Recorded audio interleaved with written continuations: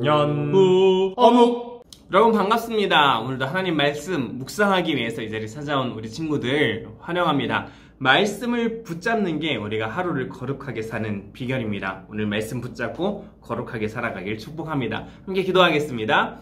사랑의 하나님, 우리의 하나님 말씀 가지고 오늘 하루를 살아가길 소망합니다. 내가 원하는 대로, 내 욕심대로 사는 것이 아니라 하나님의 말씀대로 거룩하게 살아가는 오늘 하루가 될 수 있도록 도와주세요. 말씀 보는 가운데 하나님의 지혜를 허락해 주세요. 예수님 이름으로 기도했습니다.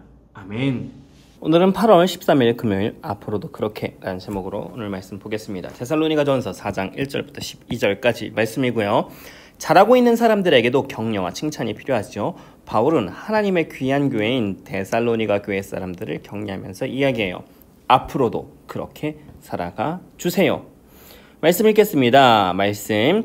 형제 여러분, 이제 나는 여러분에게 몇 마디 더 부탁하려고 합니다. 우리는 여러분에게 하나님을 기쁘시게 하면서 살아가도록 가르쳤습니다.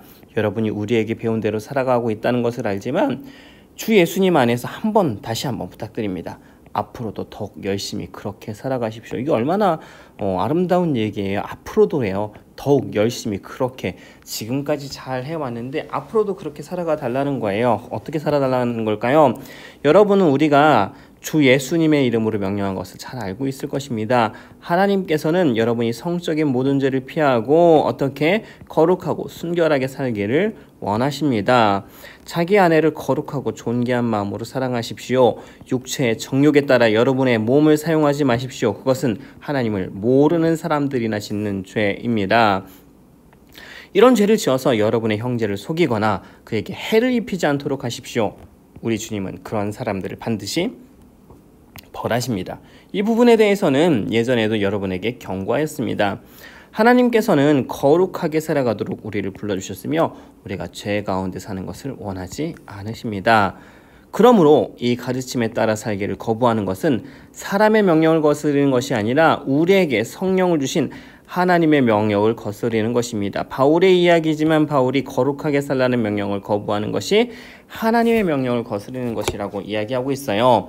형제 자매를 사랑하는 것에 대해서는 쓸 말이 없습니다. 왜냐하면 하나님께서 이미 여러분에게 서로 사랑하라고 가르쳐 주셨으며 여러분이 마케도니아에 있는 모든 사람을 사랑으로 잘 감싸고 있다는 것을 알고 있기 때문입니다. 앞으로도 더욱 힘써 사랑을 베푸십시오. 평안한 삶을 위해 최선을 다하십시오. 전에도 말했듯이 여러분 각자의 일을 돌아보고 자신의 일에도 정성을 다하기 바랍니다. 이렇게 할 때 믿지 않는 사람들이 여러분을 존경하게 되고 여러분 자신도 부족함이 없게 될 것입니다. 자, 말씀 한번 읽었죠. 화면 한번 멈추고 두 번 더 읽고 돌아오도록 하겠습니다. 이어서 관찰하기입니다. 바울의 사랑에 대해서 더 쓸 말이 없었던 이유는 무엇일까요? 9절을 볼까요? 더 쓸 말이 없대요. 왜 더 쓸 말이 없냐면은 이미 여러분에게 가르쳐 주셨고 이미 여러분들이 모든 사람을 사랑으로 잘 감싸고 있기 때문이에요. 그러니까 이미 말씀대로 살고 있기 때문에인 것이죠. 이어서 호기심 가득 생각하기입니다.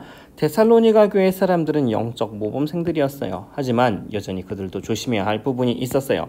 지금은 하나님 앞에서 온전히 살아가고 있지만 언제든 넘어지고 실수할 수 있는 연약한 사람들이기 때문이에요. 특별히 바울은 성적인 죄를 피하고 순결하게 살기에 힘쓸 것을 당부했어요. 특별히 성적인 죄는 어느 날 한순간의 방심으로 범하게 되는 경우들이 많기 때문이었어요. 끊임없이 순결하기 위해 힘쓰고 죄 짓지 않기 위해 노력하는 모습이 데살로니가 교회 사람들에게도 필요했어요. 우리도 날마다 거룩하기 위해서 힘써야 해요. 지금 당장은 큰 잘못 없이 온전하게 사는 것 같더라도 조심하지 않으면 언제 넘어지고 실수할지 몰라요. 오늘 하루 나를 유혹할 만한 것들은 무엇이 있을까요? 그 유혹을 피하기 위해 거룩함을 지키도록 힘쓰는 하루를 보내보세요. 오늘 방금 읽은 말씀에서는요, 하나님께서 우리가 거룩하고 순결하게 살기를 바라신다고 이야기하고 있었죠. 그런데 거룩하고 순결하게 사는 게 뭘까요? 뭐냐면 죄짓지 않는 거예요. 우리가 늘상 하는 일마다 그렇다고 또 악한 일을 하고 나쁜 일을 하고 살지는 않잖아요. 그런데 또 겉으로 드러나는 죄가 우리 삶에 없을 수도 있죠. 그러나 여러분 그 사실을 아셨으면 좋겠어요. 우리 마음속에는요, 죄의 야성의 본능이 살아있어요. 마치 사자가 사냥을 할 때 항상 막 으르렁거리면서 막 다 잡아먹을 것처럼 다니는 게 아니잖아요.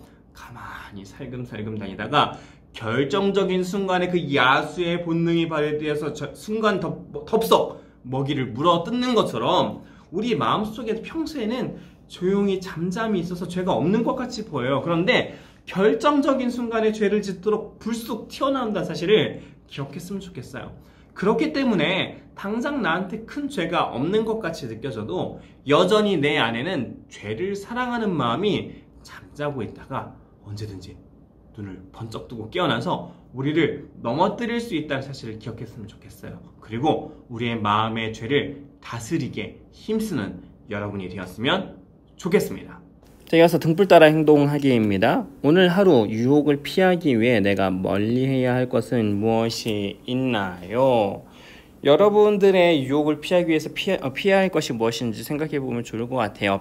여러분이 죄 짓지 않는 것도 중요하지만 여러분이 그 죄를 지을 만한 환경으로부터 벗어나는 게 더 중요하거든요. 그 죄를 지을 만한 환경 가운데 있으면 아무리 노력해도 그 환경이란 테두리 안에 있기 때문에 끊임없이 유혹도 여러분들을 공격하게 되어 있어요. 오히려 여러분들이 그 유혹을 환경을 피해서 거룩한 환경, 죄 지을 것이 없는 환경 가운데 여러분들을 이동시키는 것이 죄의 유혹을 막아서는 것보다 훨씬 더 지혜로운 방법입니다. 여러분들이 유혹을 피해서 멀리해야 할 환경들이 무엇인지 한번 적어 보세요. 네, 오늘은 여기까지입니다. 우리 마지막에 있는 감사 제목 3가지 꼭 기록해보고 우리는 다시 내일 만날게요. 안녕.